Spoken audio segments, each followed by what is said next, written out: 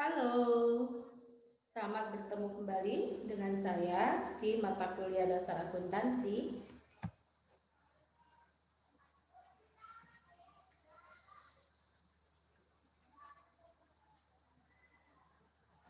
Selamat bertemu kembali dengan saya di mata kuliah dasar akuntansi di pertemuan kelima.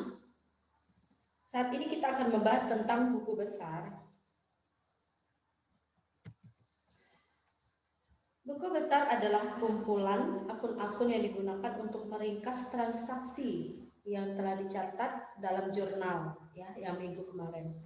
Kemudian ya, buku besar juga dapat diartikan tahapan catatan terakhir dalam akuntansi yang sering disebut dengan Book of Final Entry yang menampung ringkasan data yang sudah dikelompokkan atau diklasifikasikan yang berasal dari jurnal. Nah, jadi dikelompokkan, misalnya kas dikelompokkan ke kas, piutang atau perlengkapan. Nah, itu masing-masing akunnya ya dikelompokkan masing-masing. Oke. Kemudian untuk mengetahui utang, piutang dan persediaan barang dagang secara rinci ya, diperlukan rekening-rekening lain yang dikelompokkan dalam suatu buku atau kumpulan kartu-kartu yang disebut dengan buku besar pembantu. Dengan demikian ada buku besar pembantu utang, buku besar pembantu piutang, dan buku besar pembantu barang dagang. Kemudian kita akan melihat bagaimana cara melakukan posting ke buku besar. Oke, proses pemindahan ya, kita harus tahu dulu nih, posting itu apa? Ya, posting itu adalah proses pemindahan transaksi dari jurnal umum ke buku besar. Nah, itu disebut dengan posting. Oke, buku besar ini berisi apa? Daftar kronologis transaksi yang dilakukan perusahaan dan telah dikelompokkan menurut perkiraannya masing-masing atau nama akunnya masing-masing. Ya. Buku besar akan mencatat setiap perubahan yang terjadi pada setiap akun atau perkiraannya, ya, sehingga di akhir periode akan diketahui nilai dari saldo untuk tiap akun tersebut. Jadi kita di sini fokus kepada selisih ya, saldonya, saldo. Nah, saldo akun itu merupakan selisih. Tadi sudah Ibu sebutkan sebelumnya, selisih ya. Selisih antara total debit dan total kredit setiap akunnya ya. Nah, di sini tolong perhatikan ya, bila total debit lebih besar daripada total kredit, maka akun ya memiliki saldo atau selisih ya, itu posisinya di debit.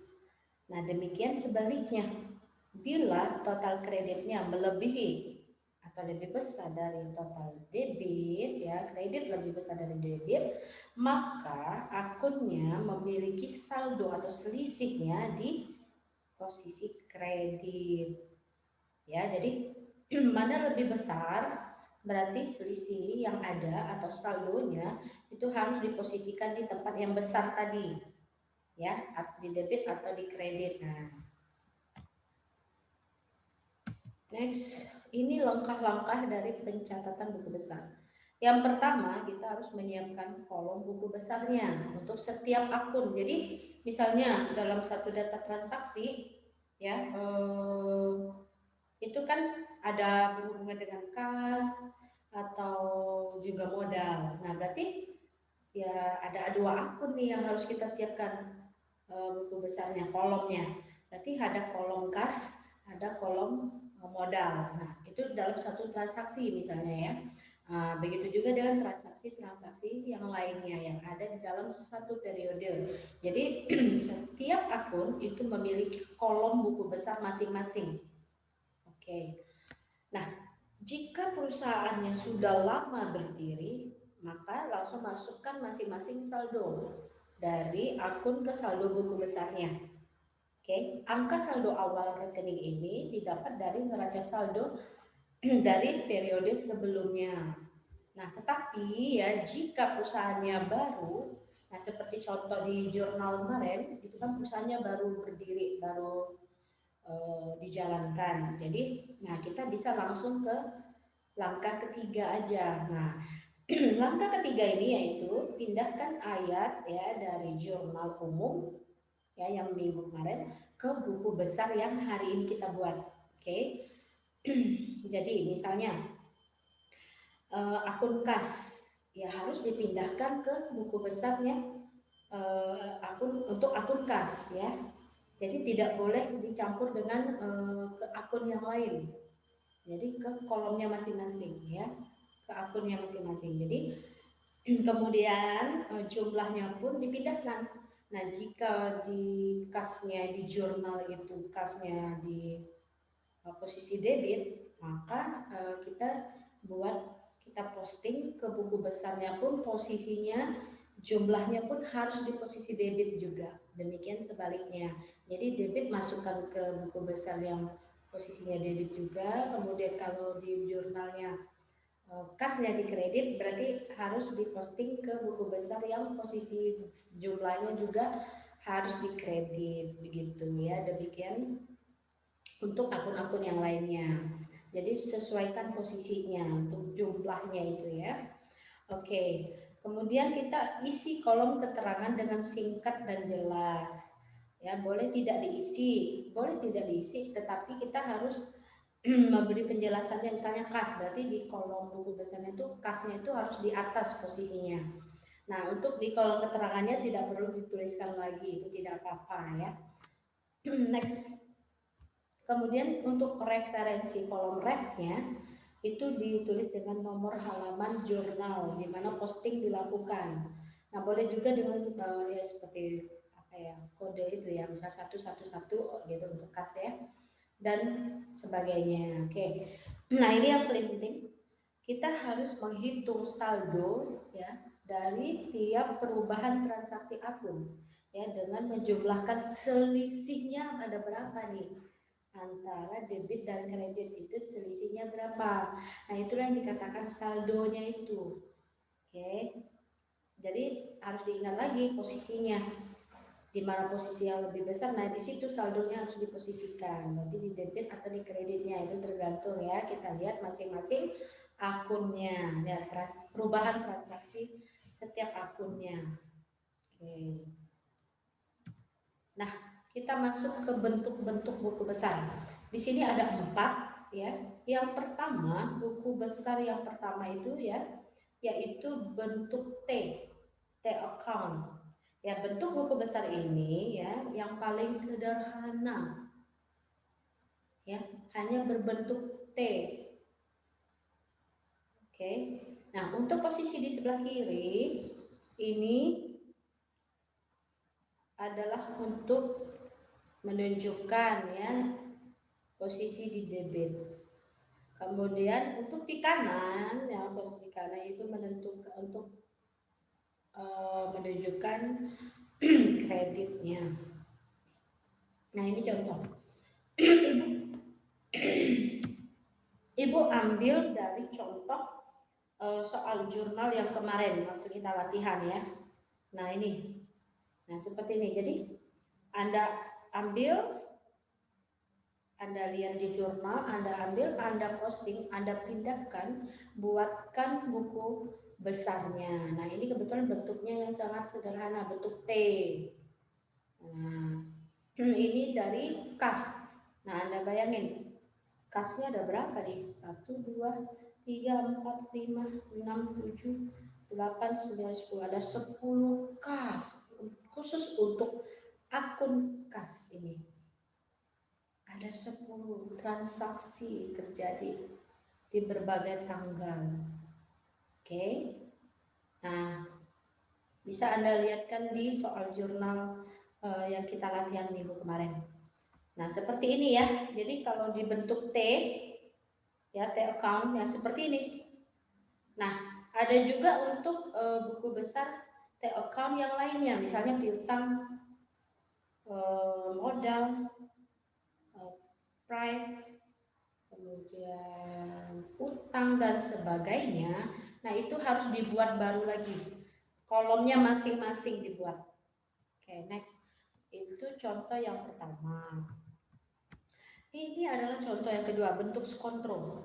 Nah, buku besar bentuk skontro biasanya disebut dengan bentuk dua kolom. Nah, dua kolom ini seperti ini. Jadi untuk kolom debit kita harus menyiapkan itu ada yang namanya tanggal, terus ada keterangannya, ada refnya, nah baru debitnya. Kemudian untuk kredit kita harus buat lagi kolom tanggalnya, keterangannya, refnya, kemudian baru dicantumkan untuk kolom kreditnya. Jadi dua kolom ya, bersebelahan, sebelah menyebelahi, dibagi dua. Jadi ini untuk debitnya, kemudian yang di sini untuk kreditnya. Nah, seperti ini bentuknya ya. Oke, kita lihat nih. Ini ambil untuk kas ya, buku besar kas. Nah, ini baru satu akun saja. Ada akun-akun yang lainnya ya dalam satu periode itu. Jadi ini cukup satu saja Ibu tampilkan. Nah, ini bentuk dua kolom. Ya, sebelah menyebelahi. Apa tadi namanya? Skontro. Nah, tolong diingat jangan sampai salah menyebut. Jangan ada huruf L di belakangnya. Tidak ada yang namanya bentuk skontro. Tetapi yang ada itu yang benarnya ya. Ya, Anda boleh lihat di kamus akuntansi. Ya, kamus. Nah, itu kosakata apa? Yang disebut bentuk dua kolom itu namanya adalah skontro, bukan skontrol. Jadi tidak ada huruf L di belakangnya. Jadi jangan sampai salah menyebut. Oke, baik. Nah, ini ya contohnya sebelah menyebelahi, jadi dua kolom. Tanggal, keterangan, ref, debit. Nah, ini khusus debitnya. Seperti ini posisinya. Ini khusus kas, khusus kas. Nah, untuk kreditnya seperti ini. Sampai di transaksi tanggal 29. Jadi kas itu posisi di kredit, berarti uang kas perusahaan berkurang karena untuk membayar gaji. Nah, seperti ini maksud dari transaksi tanggal 29 yang terakhir ini. Oke. Nah, inilah bentuk dari skontro. Berikutnya yang ketiga, bentuk staple berkolom saldo tunggal. Jadi bentuk ini digunakan jika diperlukan penjelasannya dari transaksi yang relatif banyak. Nah, jadi ada dua bentuk yang paling sering digunakan di dalam perusahaan ya. Tapi yang paling dominan yaitu bentuk keempat. Bentuk staple berkolom saldo rangkap. Oke, kita bahas dulu yang berkolom saldo tunggal. Ya, bentuk staple berkolom saldo tunggal ini untuk menampung transaksi yang relatif banyak. Oke. Nah seperti ini contohnya. Debit, kredit, kemudian ada keterangan DK. Nah, DK itu untuk menunjukkan bahwa posisi saldo ini yang ada di kolom saldo ini posisinya di debit kah atau di kredit kah. Nah, itu Anda cantumkan di kolom DK, debit kredit, untuk menunjukkan posisi dari saldo ini ya. Oke, ada kolom tanggal, keterangan, ref, debit, kreditnya, kemudian saldonya berapa. Ingat, posisinya harus dicantumkan, diberi keterangan di kolom DK. Nah, ini adalah contoh untuk stafel berkolom saldo tunggal. Nah, Ibu ambil lagi yang tentang kasnya seperti ini. Oke. Nah, ya. Jadi yang berhubungan dengan akun kas itu ada tanggal 1, tanggal 5 dan seterusnya sampai di transaksi terakhir yaitu di tanggal 29 Januari. Oke. Nah, jadi kalau di jurnal itu jumlahnya di kredit ya untuk tanggal 1, maka harus di buku besarnya pun diposisikan di kredit juga untuk jumlahnya. Begitu juga yang seperti di transaksi tanggal 7. Nah, modalnya itu kasnya bertambah ya. bertambah dari modal itu, ya. Jadi posisikanlah di debit sama seperti di jurnal, ya. Di jurnal posisinya debit, maka di buku besar untuk akunnya pun, akun kas itu posisinya di debit juga. Jadi tidak boleh terbalik, tidak boleh salah, karena pengaruhnya terhadap posisi di sini, keterangannya untuk saldonya. Oke, perhatikan ya, di sini saya sudah tambahkan keterangan, ya. Jika di debitnya lebih besar dari di kredit, maka posisikan saldonya di debit. Oke, berarti kalau debit, seandainya ini debit, ya, berarti ini harus di sini D, huruf D. Itu menunjukkan bahwa posisi saldo itu di debit. Nah, tetapi kebetulan untuk contoh transaksi kita di sini saldonya itu di kredit. Jadi maka keterangan DK-nya itu adalah K, kredit, menunjukkan posisi saldonya di kredit. Oke, jika kreditnya lebih besar dari debit, maka posisikan saldonya di kredit. Nah, seperti ini. Ya, 25 lebih besar, ya. Atau memang di sini nggak ada keterangan, ya. Untuk pertama-tama ya langsung pindahkan saja di kredit. Untuk transaksi catatan yang pertama ini langsung posisikan sesuai dengan posisinya untuk saldo yang pertama ini, oke? Kemudian jika debit bertemu debit, maka harus ditambahkan. Jika debit ketemu kredit, maka dikurangkan, yang besar dikurangkan ke yang kecil. Kemudian kredit ketemu kredit, ya ditambahkan, ya. Kemudian kredit ketemu debit, maka harus dikurangkan. Nah, contoh seperti ini, Anda bisa hitung sendiri, ya. 25 itu pertama langsung diposting, langsung posisinya disamakan di kredit. Kemudian, kebetulan transaksi untuk tanggal berikutnya kas itu ada di posisi kredit juga. Nah, berarti 25 juta ditambah, ya, kredit ketemu kredit itu ditambah. 25 juta ditambah 6.500.000 sama dengan 31.500.000. Ya. Tuliskan saldonya di sini dan tunjukkan keterangannya apa? Posisinya. Oh, berarti posisinya tetap di kredit. Demikian seterusnya sampai dengan tanggal 29. Dan akhirnya ini saya blok hitam, ini menunjukkan saldonya. Saldo akhir, selisihnya. Nah, hati-hati. Ini tidak boleh salah. Karena salah ini ya berarti salah juga nanti minggu depan yang Anda kerjakan neraca saldonya. Karena ini yang di blok-blok hitam ini semua, ya, itu akan dipindahkan ke neraca saldo. Tugas kita minggu depan. Oke, ini adalah bentuk dari stafel berkolom saldo tunggal. Next, ini adalah bentuk yang keempat, bentuk stafel berkolom saldo rangkap.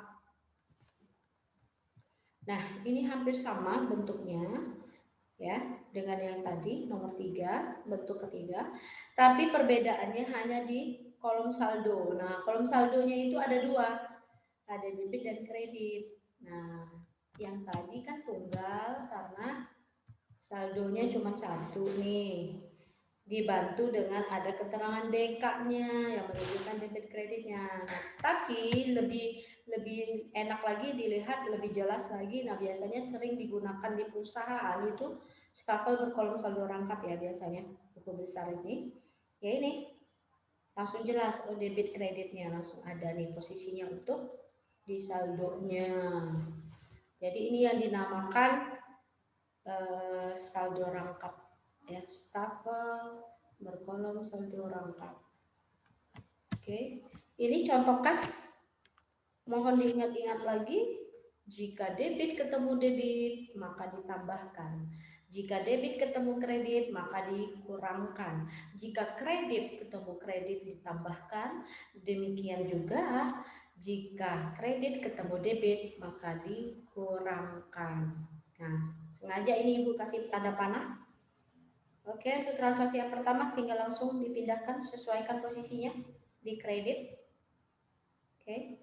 Nah, kemudian dari tanggal 1 ke tanggal 5 itu ternyata sama-sama kredit posisinya.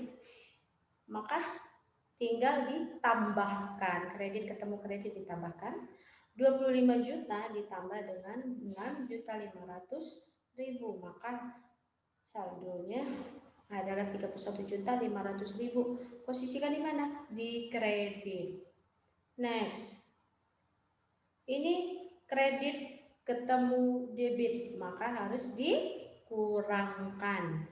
Maka 31.500.000 dikurangkan dengan 23 juta. Jadi saldonya ada 8.500.000. Jadi posisikan di sini. Posisinya di mana? Di kredit. Ya, ingat. Ini saldonya berkolom saldo rangkap. Jadi kredit debitnya sudah langsung ada nih kolomnya masing-masing. Oke, jadi langsung ketahuan nih, oh posisinya di kredit. Ya, karena kreditnya lebih besar dibandingkan debitnya. Maka saldonya harus di kredit, di posisi yang lebih besar. Oke, ingat ya, saldonya harus di posisi yang lebih besarnya. Kebetulan di sini adalah kredit, posisi kredit.